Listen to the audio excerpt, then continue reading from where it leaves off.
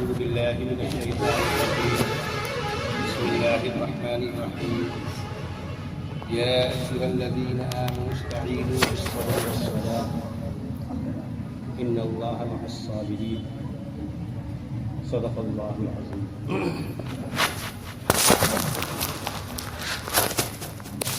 میرے محترم بزرگوں اور دوستوں، ہمارا اور آپ کا ایک خاص مقصد سے آج اس عیدگاہ میں جمع ہونا ہو رہا ہے۔ حضور اکرم صلی اللہ علیہ وسلم نے اپنی امت کو ہر موقع پر، خوشی کا موقع ہو، غمی کا موقع ہو، راحت و آرام کا موقع ہو، ہر موقع کے لیے رہنمائی دی ہے۔ اگر ہم اور آپ جیسی رہنمائی ہمیں قرآن و حدیث سے ملی ہے تو ہم اور آپ اس پر عمل کر کے دنیا اور آخرت میں سرخرو ہوں۔ میں نے جو آیت کریمہ تلاوت کی ہے، یا ایھا الذین آمنوا استعینوا بالصبر والصلاۃ، اے ایمان والو اللہ سے مدد طلب کرو۔ عربی کے قاعدے کے مطابق استعینوا فعل امر ہے، مدد طلب کرو، لیکن اس کے مفعول بہ کو نہیں ذکر کیا۔ کس چیز میں مدد طلب کرو؟ مفعول بہ کو ذکر کر دیتے تو وہم ہوتا کہ اسی خاص مسئلے میں، اسی خاص کام میں اللہ کی مدد طلب کرنی ہے، لیکن اللہ تبارک و تعالی نے استعینوا کے مفعول بہ کو ذکر نہیں کیا، اس کو مبہم رکھا، چھوڑ دیا، اس بات کی طرف اشارہ کرنے کے لیے کہ اے مسلمانوں، چاہے تمہارے دنیاوی کام ہو، دنیاوی معاملات ہو، دنیا کے اعتبار سے تم کسی موقع سے پریشان ہو، یا دینی معاملات ہو، ان تمام معاملات میں صبر سے مدد چاہو۔ صبر کا ایک خاص مفہوم ہمارے اور آپ کے ذہن میں مرکوز ہے۔ بچپن سے اردو کی کتابوں میں پڑھتے آتے ہیں تو ایک خاص ذہن بن جاتا ہے۔ صبر کے معنی ہم اور آپ یہ سمجھتے ہیں کہ کوئی حادثہ پیش آ جائے، کوئی مصیبت پیش آ جائے، گھر میں کسی کا انتقال ہو جائے تو ایسے موقع پر بے صبری نہیں کرنا ہے، صبر سے کام لینا ہے، ہمت سے کام لینا ہے، یہ بھی صبر ہے۔ لیکن عربی زبان بہت ہی وسیع زبان ہے۔ صبر کے معنی آتے ہیں تیاری کرنے کے۔ عربی زبان میں صبر کہتے ہیں بند باندھنے کو۔ جیسے برسات کے زمانے میں پانی نکل نہ جائے، اس کے خطرے سے کسان اپنی آڑ کو، میڑ کو بہت مضبوط باندھتے ہیں کہ ایسا نہ ہو کہ ہم گھر چلے جائیں اور رات میں سارا پانی دوسرے کے کھیت میں چلا جائے، تو اپنی آڑ کو، اپنے میڑ کو بہت مضبوطی سے باندھ کر کے آدمی اپنے گھر جاتا تاکہ سارا پانی اسی کے کھیت میں رہے۔ تو بند باندھنا یعنی تیاری کرنا۔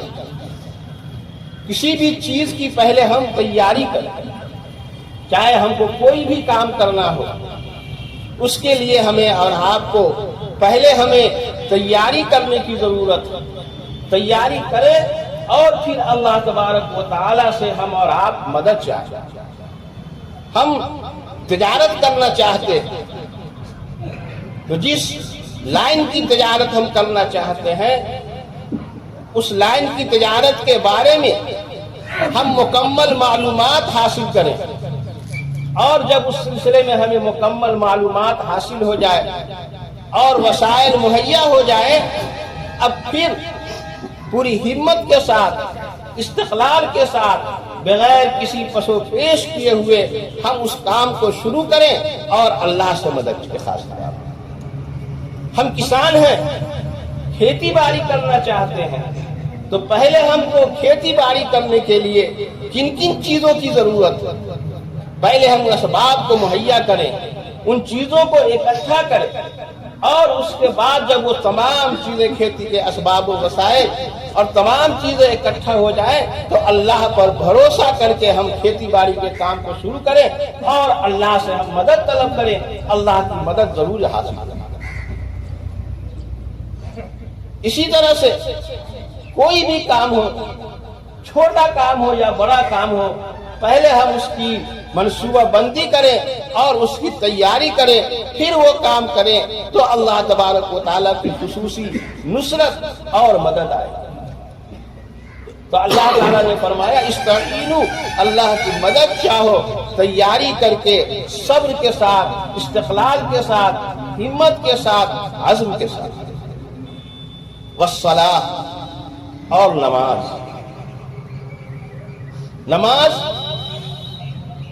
یہ ہمارے اور آپ کے لیے ایسا ہتھیار ہے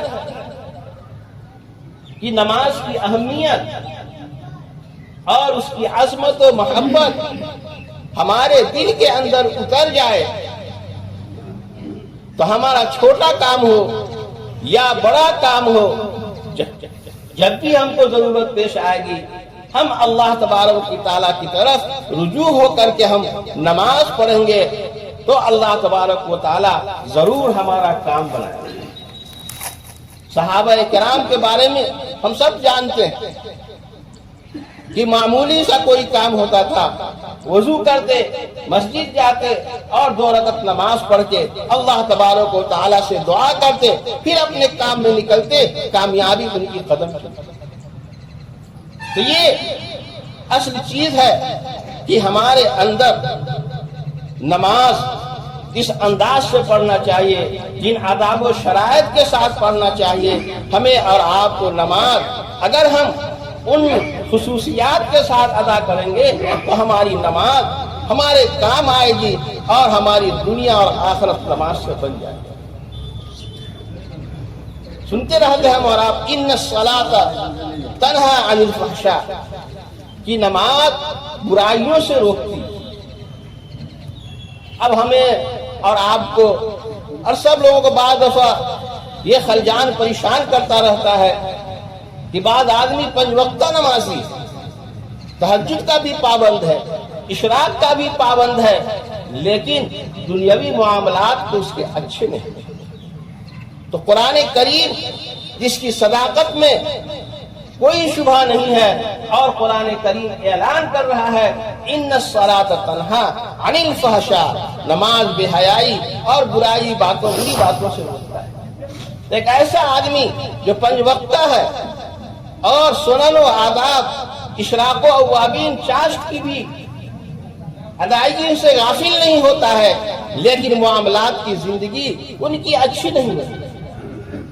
میرے محترم بزرگوں اور دوستو، عربی کے قاعدے کے اعتبار سے علماء سے آپ رجوع کریں گے تو یہ صلاۃ صرف اکیلے نہیں ہے، صلاۃ سے پہلے الف لام،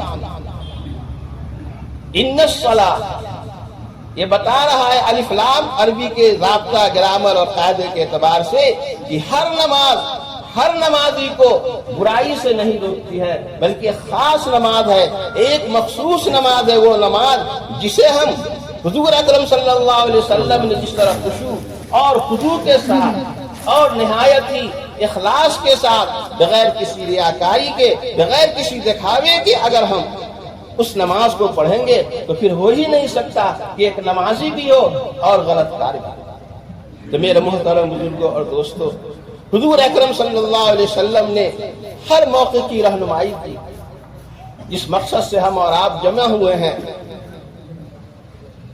حضور اکرم صلی اللہ علیہ وسلم کے زمانے میں مدینہ کے اندر شدید قحط، صحابہ کرام نے حضور اکرم صلی اللہ علیہ وسلم سے شکایت کی کہ ہمارے جانور مر رہے ہیں، ہماری کھیتی سوکھ رہی ہے، آسمان سے بارش نہیں ہو رہی ہے۔ تو حضور اکرم صلی اللہ علیہ وسلم نے دعا کیا۔ بعض دفعہ صرف ایسے ہی دعا کیا، بعد دفعہ ممبر پر چڑھ کر دعا کیا، اور بعد دفعہ باضابطہ نماز پڑھ کر حضور صلی اللہ علیہ وسلم نے دعا کیا، اور جب بھی دعا کیا تو اللہ تبارک و تعالی کی طرف سے بارش کا نزول ہوا، اور بعض دفعہ سیلاب کی صورت پیدا ہو گئی، اور صحابہ کرام کو حضور اکرم صلی اللہ علیہ وسلم کی خدمت میں جا کر کے یہ کہنا پڑا کہ اللہ کے رسول صلی اللہ علیہ وسلم بارش حد سے زیادہ ہو گئی، ہمارے مکان بہ رہے ہیں، ہمارے مکان گر رہے ہیں، اس لیے بارش کے تھمنے کی دعا کر دیجئے۔ تو حضور صلی اللہ علیہ وسلم نے پھر دعا کیا، اللہم حوالینا لا علینا، اے اللہ اس مدینہ اور اس کے اطراف میں بارش کو روک لیجئے، اطراف میں بارش۔ تو یہ حضور اکرم صلی اللہ علیہ وسلم سے یہ نماز ثابت ہے، صلاۃ الاستسقاء۔ عربی زبان میں استسقاء کے معنی آتے ہیں پانی طلب کرنے کے۔ جب ہم پانی طلب کرنے کے لیے ہمیں اور آپ کو آنا ہے تو کھلے میدان میں، جہاں جیسے یہاں ہے کوئی چھت نہیں ہے، اور وہاں چھوٹے بچوں کو لے کر کے، بوڑھے کمزوروں کو لے کر کے، اور روایت کے اندر یہ بھی آتا ہے کہ جانوروں کو بھی لے کر کے آنا چاہیے، کہ اللہ تبارک و تعالیٰ ان چھوٹے بچوں، کمزور اور بوڑھے اور بے زبان جانوروں پر ترس کھا کر کے اللہ تبارک و تعالیٰ رحمت کی بارش برسائے۔ آئیں اور جائیں، لوٹے تو خوب صدقہ خیرات کریں، اس لیے کہ بارش کے رکنے کی ایک بڑی وجہ یہ ہے کہ ہم میں سے اکثر آدمی صاحب نصاب ہیں اور زکوٰۃ ادا نہیں کرتے ہیں، اور زکوٰۃ نہ ادا کرنے کی وجہ سے اللہ تبارک و تعالیٰ بارش روک دیتے ہیں۔ یہ صلاۃ استسقاء کیونکہ پہلی مرتبہ پڑھ رہے ہوں گے، شاید ہمارے درمیان بہت بوڑھے پرانے ہوں گے تو کبھی پڑھی ہوگی، ہم لوگوں نے کبھی نہیں پڑھی ہے، تو یہ نفل نماز ہی کی طرف پڑھیں۔ عید کی طرح خطبہ ہوگا، اور امام صاحب خطبہ کے بعد پچھم طرف کر کے ہی دعا کریں گے، اور آپ حضرات بیٹھے رہیں گے۔ امام صاحب دعا کریں گے کھڑے کھڑے، اور آپ بیٹھے رہیں گے۔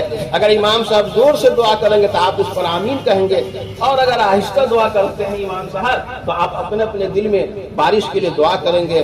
اللہ تبارک و تعالی ہماری اس نماز پڑھنے کو قبول فرمائے اور رحمت کی بارش برسا دے۔ شروع کیے ہو گیا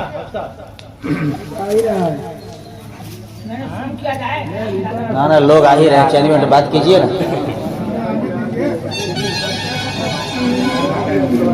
آ رہے ہیں لوگ، آنے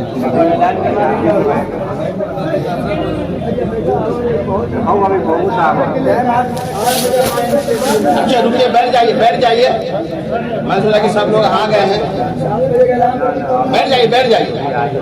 دیکھیے صلاۃ الاستسقاء جو ہے یہ نماز بھی ہے، نماز بھی پڑھ سکتے ہیں اور صرف دعا بھی، اور جب دعا کرنا ہے تو نہایت یقین کے ساتھ دعا کرنا ہے، اس طرح دعا کرنا ہے کہ اللہ تبارک و تعالی ہماری اس دعا کو ضرور قبول فرمائیں گے۔ ایک بزرگ نے ایک واقعہ لکھا ہے، حجاج ابن یوسف کا کتنا بڑا ظالم تھا سب جانتے ہیں۔ حج کے زمانے میں ایک اندھا آدمی غلاف کعبہ پکڑ کر کے اپنی بینائی کے لیے دعا کر رہا تھا کہ اللہ ہماری آنکھ کی روشنی کو واپس لوٹا دیجیے۔ حجاج ابن یوسف کا اس کے پاس سے گزر ہوا تو کہا یا عاما ما تفعلوا، اے اندھے تم کیا کر رہے ہو؟ تو کہا کہ میں دعا کر رہا ہوں کہ اللہ تعالیٰ میری بینائی لوٹا دے۔ کہا کہ مجھے پہچانتے ہو میں کون ہوں؟ کہا کہ نہیں۔ کہا میں حجاج ابن یوسف ہوں، اگر تمہاری آنکھ کی بینائی نہیں لوٹی اور کعبہ کا پردہ چھوڑ کے تم الگ ہوئے تو میں تمہاری گردن اڑا دوں گا۔ اب وہ بیچارہ پریشان ہوا، اس لیے اس کا ظلم تو مشہور ہی تھا۔ اب وہ اللہ تعالیٰ سے بالکل کعبہ سے لپٹ کر کے اور نہایت خوشی اور خضوع کے ساتھ گریہ وزاری کے ساتھ دعا کر رہا کہ اللہ ہم تو صرف آنکھی کی روشنی کے لیے بینائی کو لوٹانے دعا کر رہے تھے، اور ایسے ظالم سے سابقہ پڑ گیا ہے کہ اللہ اگر ہماری بینائی نہیں لوٹی تو ہم قتل کر دیے جائیں گے، مار دیے جائیں گے، کہ اللہ فضل کیجئے اور ہماری بینائی لوٹا دیجیے۔ اس نے حجاج ابن یوسف کی اس دھمکی کی وجہ سے اس طرح آہوزاری اور خشوع خضوع کے ساتھ استحضار کے ساتھ اس نے دعا کیا کہ اس کی بینائی لوٹ گئی۔ تو حجاج ابن یوسف نے کہا کہ اگر میں تم کو دھمکی نہیں دیتا تو جتنا الہا و زاری کے ساتھ، جتنا یقین کے ساتھ، جتنا خشوع اور خضوع کے ساتھ تم کو دعا کرنا چاہیے، تم اتنا خشوع خضوع کے ساتھ دعا نہیں کرتے۔ میری دھمکی کی وجہ سے تم نے نہایت اللہ تبارک و تعالیٰ کو حاضر و ناظر سمجھ گئے، تم نے نہایت خشوع خضوع کے ساتھ دعا کیا اور تمہاری بینائی لوٹ گئی۔ تو ہم بھی دعا کریں کہ اللہ تبارک و تعالیٰ ہم سب لوگوں کی دعا کو قبول فرمائے اور رحمت کی بارش برسائے۔